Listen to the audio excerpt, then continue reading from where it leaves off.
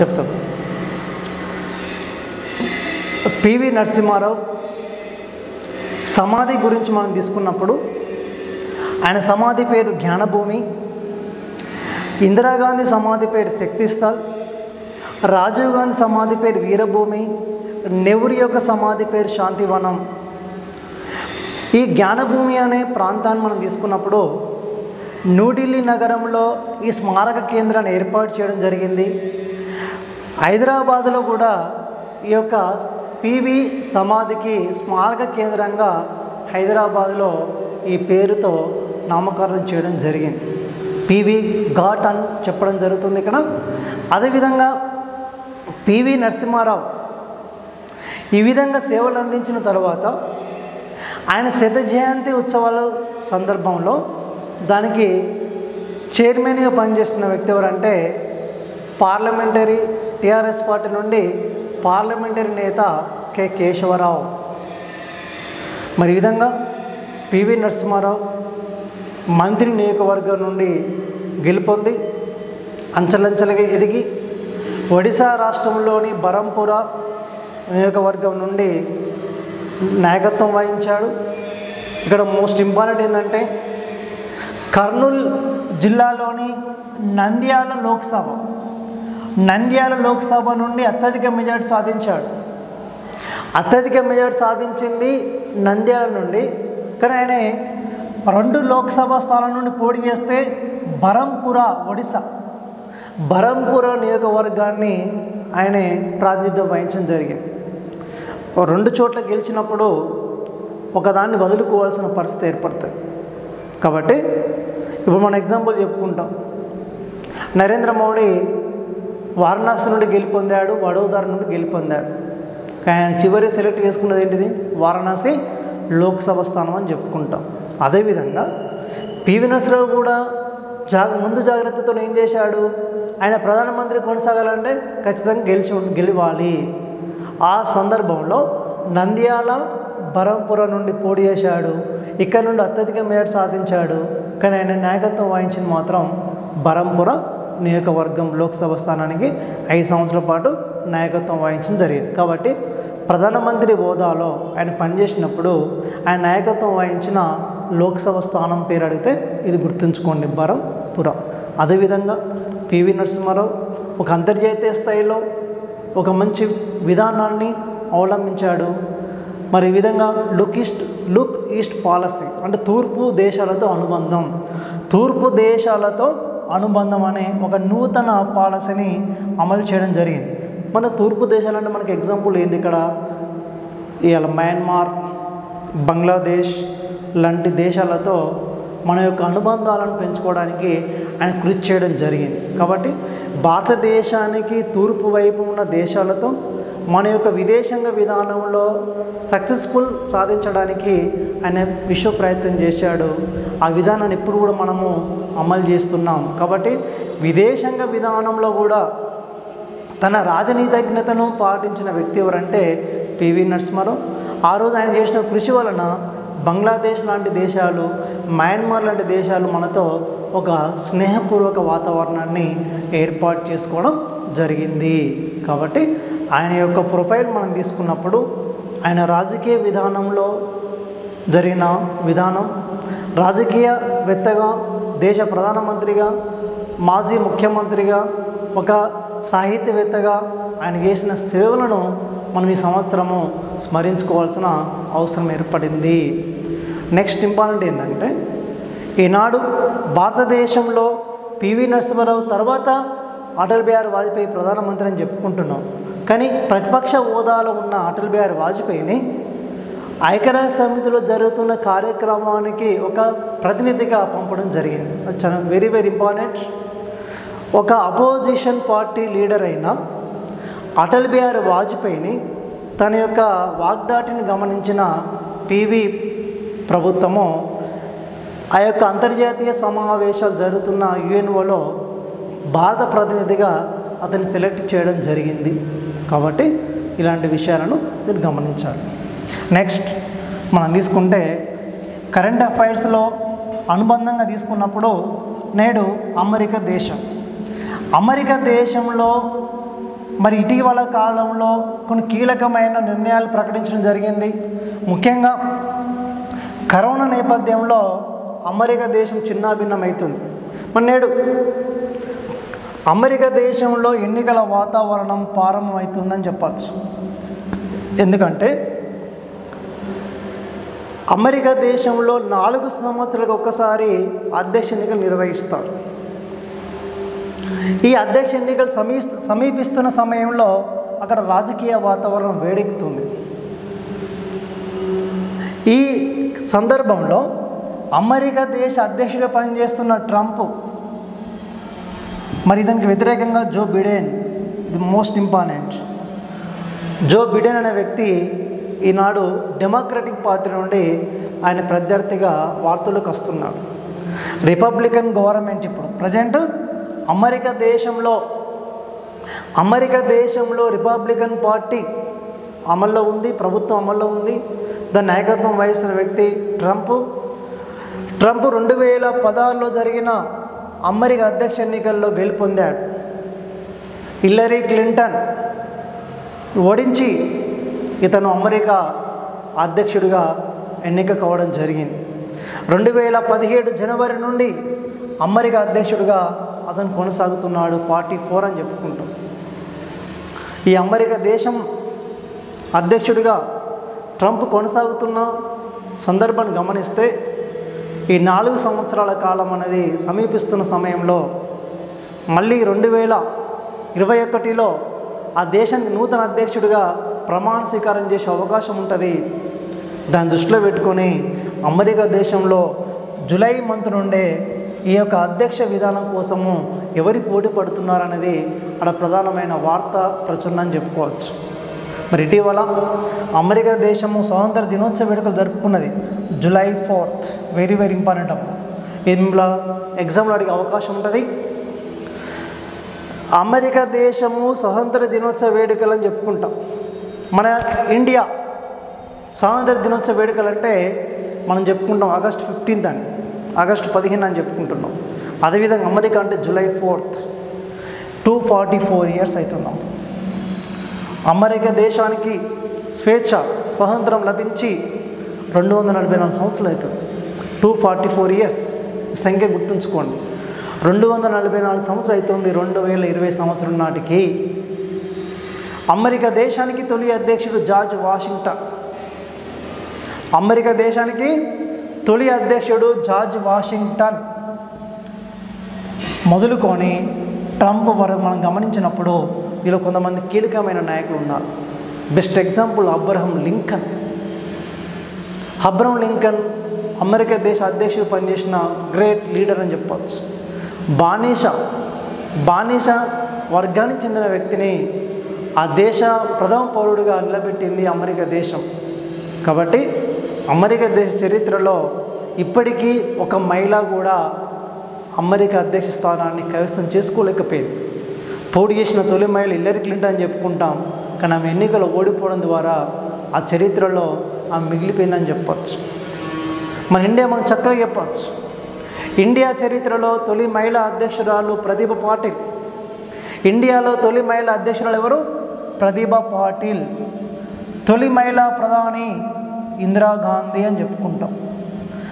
మన దేశంలో ప్రధానమంత్రిగా మహిళ అంటే ఇందిరాగాంధీ, రాష్ట్రపతి లేదా అధ్యక్షురాలంటే ప్రతిభ పాటిల్ చెప్పుకుంటాం. కానీ ఒక గ్రేట్ కంట్రీ అయిన ప్రపంచంలో అగ్రదేశమైన అమెరికాలో మాత్రం ఇంతవరకు అధ్యక్ష పదవిని ఒక మహిళ కూడా చేపట్టలేకపోయిందని చెప్పుకోవచ్చు. మన నేడు మళ్ళీ నవంబర్ మంత్లో 2020 నవంబర్ మంత్లో అక్కడ ఎలక్షన్ జరిగే అవకాశం ఉన్న నేపథ్యంలో ఈ పేర్లు అనేటివి రావడం జరుగుతుంది. ఇంకా కొత్త పేర్లు కూడా వచ్చే అవకాశం ఉంది. మైక్ పెన్స్ నల్ల జాతీయులు కూడా పోటీ చేస్తారనే ఒక ఆలోచన కూడా ఉంది. ప్రస్తుతానికైతే డొనాల్డ్ ట్రంప్, జో బిడెన్ మధ్యనే ఈ యొక్క పోటీ వాతావరణం ఏర్పడుతుంది అని చెప్పుకోవచ్చు. మరి అమెరికా అంత అగ్రదేశమే కదా, అది కూడా కరోనా నేపథ్యంలో చాలా నష్టాన్ని సవిచూస్తుంది. ముఖ్యంగా కరోనా ప్రభావంలో ప్రపంచంలో అత్యధికంగా మరణాలు జరుగుతున్న దేశం అంటే కూడా అమెరికా అని చెప్పచ్చు. ఇప్పటికే 2 లక్షల మరణాలు దాటినాయి. ఇప్పటికే 2 లక్షల మంది కన్నా ఎక్కువ మంది చనిపోయారు అమెరికా దేశం. కాబట్టి అంత టెక్నాలజీ కలిగి ఉన్న దేశమైన అమెరికా కూడా కరోనా ప్రభావం వలన చాలా నష్టపోతుందని కూడా ఇక్కడ చెప్పవచ్చు. త్వరలో ప్రపంచంలో మొట్టమొదటిసారిగా అమెరికా దేశస్తులు, అమెరికా సైంటిస్టులు ఒక నూతన వ్యాక్సిన్ కూడా విడుదల చేయాలని చెప్పేసి వాళ్ళు ఆలోచన చేస్తున్నారు. ఇండియా తీసుకుంటే భారత్ బయోటెక్ ఇది మంచి ఉదాహరణ. అమెరికా దేశంలో కరోనా నేపథ్యంలో దానికి నివారణ కోసము ఒక వ్యాక్సిన్ విడుదల చేయాలని మొట్టమొదటిగా ఇండియన్ సంస్థ, అంటే ఇండియా సంబంధించిన ఇలాంటి మెడిసిన్ సంబంధించిన సంస్థలు ఒకటి భారత్ బయోటెక్ వారు ఈ విధంగా కోవాక్సిన్, దీని పేరు కోవాక్సిన్ అనే ఒక వ్యాక్సిన్ను ఆగస్టు 15 వరకు మేము విడుదల చేస్తామని చెప్పేసి వాళ్ళు స్టేట్మెంట్ ఇవ్వడం జరిగింది. ఈ విధంగా అమెరికా దేశం కూడా రిట్రోవిల్, డయాక్సిన్ లాంటి పదాలతో వాళ్ళు కొన్ని మెడిసిన్ కూడా విడుదల చేయడం జరుగుతుంది. త్వరలో వ్యాక్సిన్ కూడా వాళ్ళు అమలు చేసే అవకాశం ఉందని చెప్పేసి అమెరికన్ ప్రభుత్వం ప్రకటించడం జరిగింది. రెండోది ఏంది, ఇటీవల భారత ప్రభుత్వము ఆన్లైన్ విధానాన్ని ఈ విధంగా ఉన్నతమైన విద్యార్థులకు అందించవచ్చని చెప్పేసి, ఉన్నత తరగతులకు వర్తించాలని చెప్పి స్టేట్మెంట్ ఇచ్చిన తర్వాత అమెరికా ప్రభుత్వము ఒక కండిషన్ ఏర్పాటు చేస్తుంది. మీరు ఆన్లైన్ విధానాన్ని కొనసాగిస్తే మేము వ్యతిరేకిస్తున్నాం అని చెప్పేసి ఇటీవల అమెరికా దేశం ప్రకటించింది. ఎందుకంటే అమెరికా దేశంలో అనేక మంది భారతీయ విద్యార్థులు ఉన్నారు కాబట్టి వాళ్ళు నష్టపోయే అవకాశం ఉందని కూడా గుర్తించవచ్చు. ఎందుకంటే అమెరికా, ఇండియా మధ్య అనేక మంది విద్యార్థులు ఇలాంటి కోర్సులు అనేటివి వాళ్ళు చదువుతుంటారు కాబట్టి అదొక ప్రతిబంధంగా మారే అవకాశం ఉంది. అది మన ఫ్యూచర్లో ఎలా ఉంటుందో అంచనా వేయలేం, ఇప్పటికైతే విమర్శ జరుగుతుందని చెప్పచ్చు. మరి అమెరికా దేశము ఇలాంటి రాజకీయ నేపథ్యం తీసుకుంటే ఈ విషయాన్ని గమనించండి. అమెరికా కూడా తన ఆర్థిక వ్యవస్థ కొంత ఇబ్బంది పాలవుతున్న సమయంలో సాఫ్ట్వేర్ రంగాన్ని అమితంగా నమ్ముకుంటున్న అమెరికా దేశంలో ఎక్కువగా డిపెండ్ అవుతుంది భారతదేశం యొక్క విద్యార్థులపైనే. అంటే అనేక మంది భారతీయ విద్యార్థులు అమెరికా దేశంలో సాఫ్ట్వేర్ రంగాన్ని ఎంచుకొని ప్రయాణం చేయడం జరుగుతుందని చెప్పుకుంటాం. ఓకే, నెక్స్ట్ మనం తీసుకున్నప్పుడు మరి ఇటీవల భారతదేశంలో భారత్ బయోటెక్ సంస్థ వాళ్ళు ఒక వ్యాక్సిన్ విడుదల చేస్తారని మనం చెప్పుకున్నాం. కానీ ఇక్కడ ఒక కాన్సెప్ట్ వినాలి మీరు. ఈ భారత్ బయోటెక్ కంపెనీ వారు ఎవరితో ఒప్పందం చేసుకోవడం జరిగింది, ఈ అగ్రిమెంట్ ఎవరితో చేయడం జరిగిందని అడిగే అవకాశం ఉంటుంది. భారత్ బయోటెక్ వారు ICMR ఈ కరోనా నేపథ్యంలో భారత ప్రభుత్వానికి మార్గదర్శకాలను విడుదల చేస్తున్న సంస్థనే ICMR అంటారు. Indian council of medical research New Delhi ప్రధాన కేంద్రం అని చెప్పుకుంటాం. వీరిద్దరి మధ్య అగ్రిమెంట్ జరిగింది. ప్రభుత్వం తరపున ICMR, ఇటు ప్రైవేట్ సంస్థగా పిలువబడే భారత్ బయోటెక్ మధ్య అగ్రిమెంట్ అయిన తర్వాత ఈ కరోనా మహమ్మారిని నివారించడానికి, అంటే నివారణ అంటే ఆ వ్యాక్సిన్ ద్వారా నివారించే అవకాశం ఉంటుంది కాబట్టి ఈ 2 సంస్థల మధ్య అగ్రిమెంట్ అయిన తర్వాత ఆ వ్యాక్సిన్ అనేది విడుదల కావడం జరుగుతుంది. అడిగే అవకాశం ఉంటుంది. భారత్ బయోటెక్ సంస్థ ఈ వ్యాక్సిన్ తయారు చేయడానికి ఎవరితో ఒప్పందం పెట్టుకుందంటే ICMR సంస్థ. నెక్స్ట్ మరి ఈ రోజున భారతదేశంలో చైనా దేశంతో జరుగుతున్న సంఘర్షణ నేపథ్యంలో అనేక యాప్స్ను మనం రద్దు చేసినామని చెప్పుకుంటున్నాం. ఇలాంటి సందర్భంలోనే భారతదేశంలో కొన్ని న్యూ మోడల్స్ను మనము అమలు చేస్తున్న సమయంలో గుజరాత్ రాష్ట్రము సంచార వైద్యశాలను అమలు చేయాలని నిర్ణయించింది. ఈ సంచార వైద్యశాలకు ఏమని పేరు పెట్టిందంటే ధన్వంతరి రథ్. ఏం పేరు? ధన్వంతరి రథ్. ఈ సంచార వైద్యశాలకు ధన్వంతరి రథ్, ధన్వంతరి అనగానే గొప్ప వైద్యుడు మన భారతదేశంలో ప్రాచీన వైద్యుడు అని చెప్పుకుంటాం, ధన్వంతరి.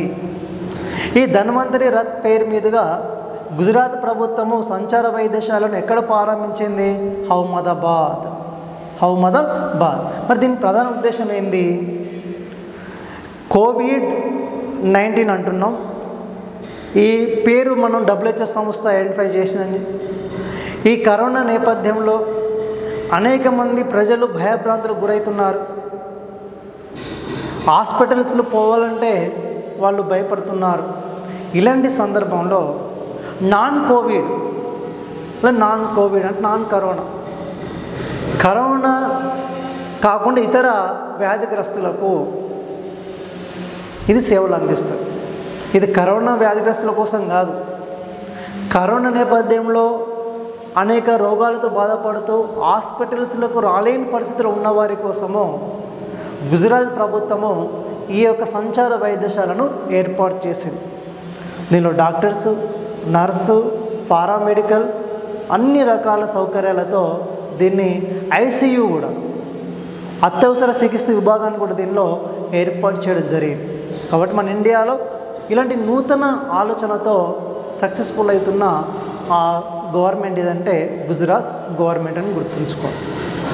నెక్స్ట్ మనం తీసుకుంటే ఇలాంటి ఇంపార్టెంట్ కరెంట్ అఫైర్స్ అంశాలు తీసుకున్నప్పుడు భారతదేశ వ్యాప్తంగా స్కూల్ విద్యార్థులు అటు ఆఫ్లైన్ విధానంలో ఎడ్యుకేషన్ కొనసాగించే పరిస్థితి లేదు. కాబట్టి మరి మార్చి నుండి మనకు విద్యా వ్యవస్థ డిస్టర్బ్ అయిపోయింది. మనకు జూన్ 12 నుండి స్కూల్ ఎడ్యుకేషన్ స్టార్ట్ అవుతుంది, అది ఆంధ్ర తెలంగాణ రాష్ట్రాలలో. అయితే ఏమైంది, ఇక్కడ ఆన్లైన్ విధానంలో ఎడ్యుకేషన్ అందించాలంటే కొన్ని అవరోధాలు ఏర్పడుతున్నాయి. కానీ వీటిని అధిగమిస్తూ ఇండియాకే మార్గదర్శకంగా నిలుస్తున్న రాష్ట్రం కేరళ గవర్నమెంట్ ఏం చేసింది? విద్యార్థుల యొక్క భవిష్యత్తును దృష్టిలో పెట్టుకొని వారు బడికి దూరంగా అవ్వడం ద్వారా వాళ్ళ యొక్క విద్యా జ్ఞానాన్ని కోల్పోతున్నారు. కాబట్టి వాళ్ళ యొక్క విద్యా విధానాన్ని సక్సెస్ఫుల్ చేయాలంటే వారికి మనం ఆన్లైన్ పద్ధతిలో క్లాసులు వినిపించాలని చెప్పేసి నిర్ణయం ప్రకటించింది. కాబట్టి ఇండియాలో ఫస్ట్ టైం ఆన్లైన్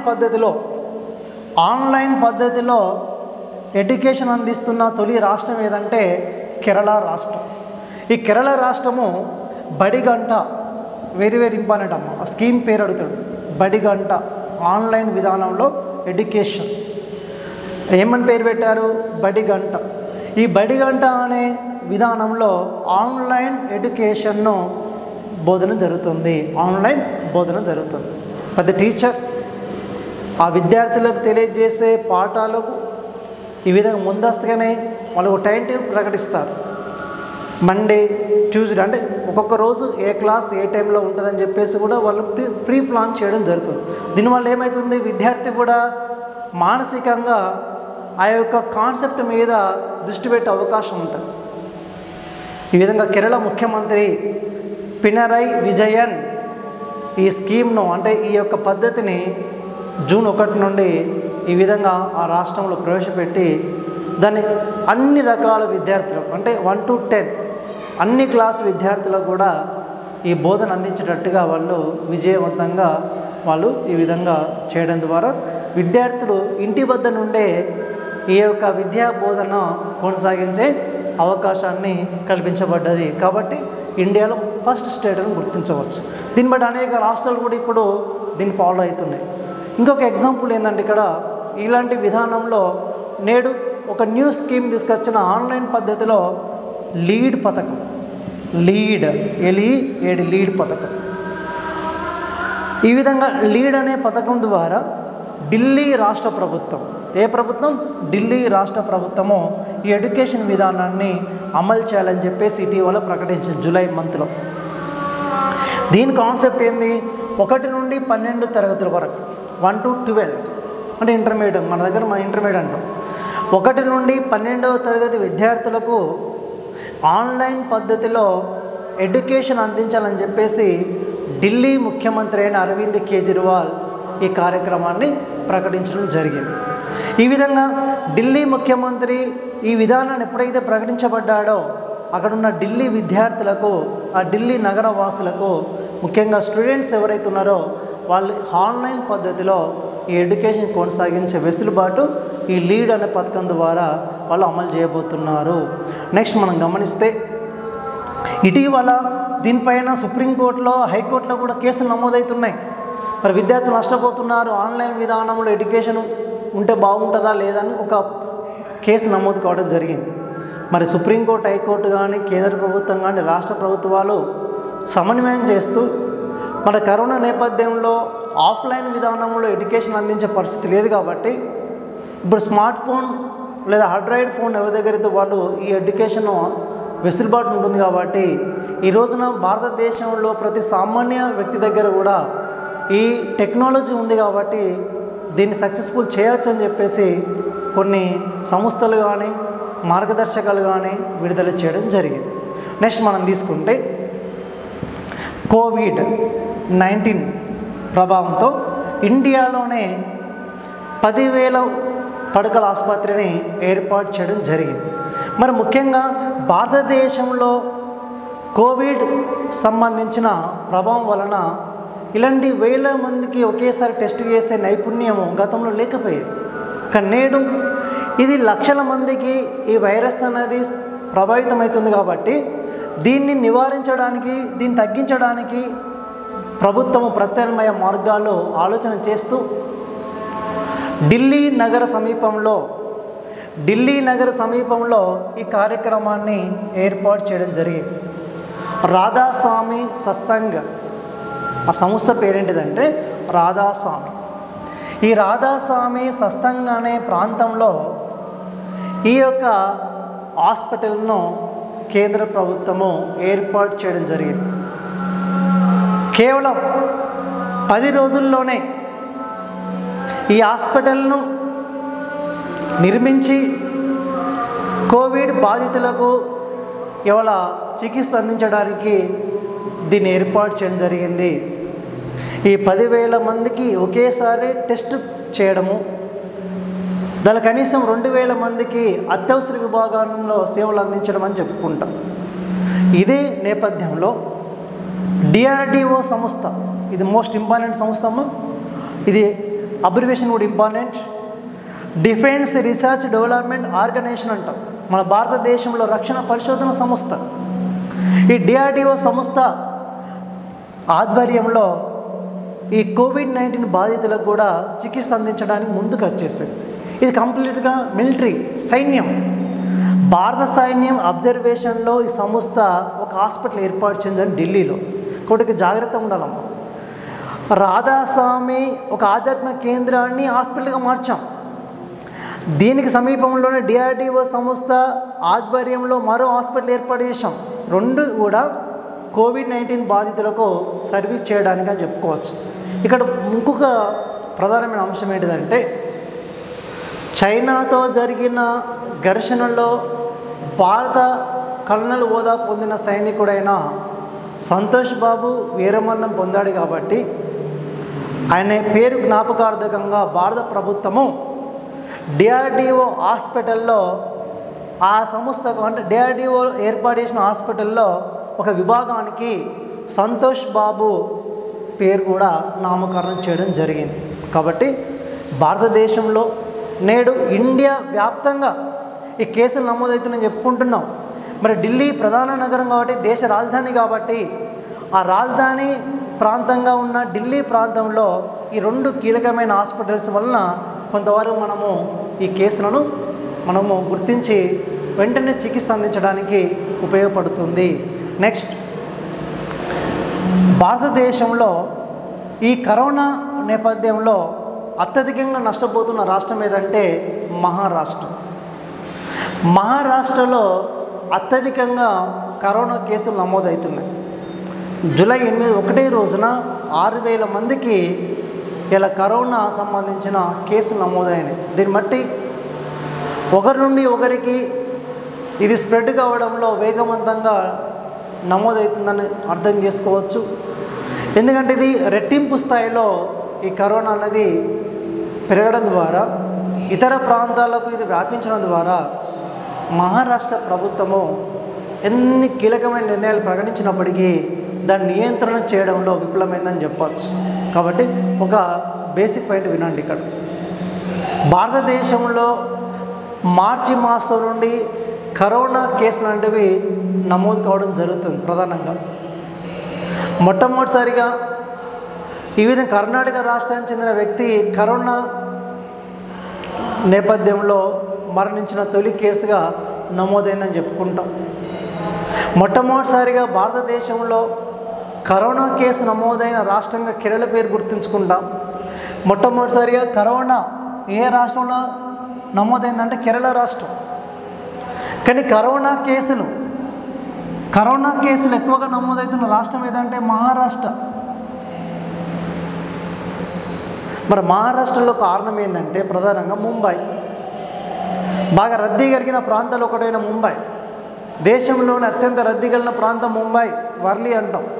ఈ ముంబై నగర జనాభా ఎక్కువగా ఉన్న ప్రాంతం కాబట్టి ఆ మురికివాడలో ఇరుకైన ప్రాంతాలలో వీరు ఎక్కువగా నివసించడం ద్వారా ఈ కరోనా వ్యాధి పట్ల సరైన అవగాహన లేక కూడా కొంతమంది దీన్ని స్ప్రెడ్ చేయడం జరుగుతుందని చెప్పుకుంటాం. కాబట్టి ఎక్కడైతే రద్దీ గల జనాభా ఉందో అక్కడ ఈ వ్యాధి ఎక్కువగా ప్రబలుతుంది కాబట్టి ఇదొక ప్రధానమైన కారణం అని చెప్పచ్చు. మహారాష్ట్రలోనే అత్యధిక కేసులు నమోదవుతుందానికి ఇది ఒక చక్కటి ఉదాహరణ. మరి దేశవ్యాప్తంగా ఈ కేసులు నమోదవుతున్న సమయంలో అనేక మార్గాలు మనం చెప్పుకుంటున్నాం.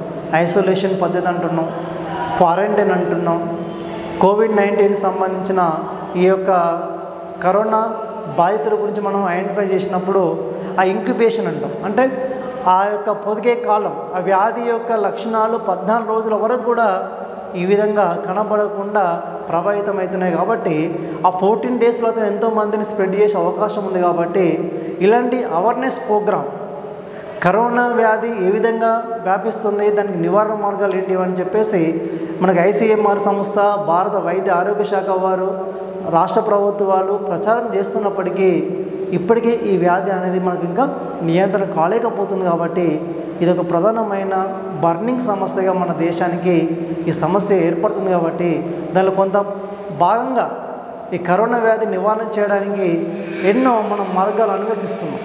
దానిలో ముఖ్యంగా ఇవన్నీ మీకు తెలిసినప్పటికీ ఒక మాస్టర్గా కరోనాను అరికట్టడంలో మనందరి బాధ్యత ఉంది. కాబట్టి దీన్ని నివారించడానికి కొన్ని మార్గాలు అన్వేషించడం జరిగింది. ముఖ్యంగా ఈ కరోనా వ్యాధిని అరికట్టాలంటే మొట్టమొదటిగా మనం చేయాల్సిన పని ఏంటంటే ఒకరి నుండి ఒకరికి ఇది వ్యాపించే అవకాశం ఉంది. కాబట్టి శానిటైజర్, మాస్క్ అనే రూపంలో గవర్నమెంట్ ప్రచారం చేయడం జరుగుతుంది. ఇప్పుడు మీరు చూస్తున్నాం, ఇది జనరల్గా మీకు చెప్పాల్సిన విషయం. ఇది కొంత అవగాహన ఉన్నప్పటికీ కూడా కరెంట్ అఫైర్స్లో ఇది ఒక ప్రధానమైన టాపిక్గా ఉంది. కాబట్టి ఈ కరోనా అనేది ఒక SARS-CoV-గా దాని పేరు మార్చుకుంది. కాబట్టి 2020 సంవత్సరంలో దీన్ని మొట్టమొదటిగా చైనా దేశంలోని వుహాన్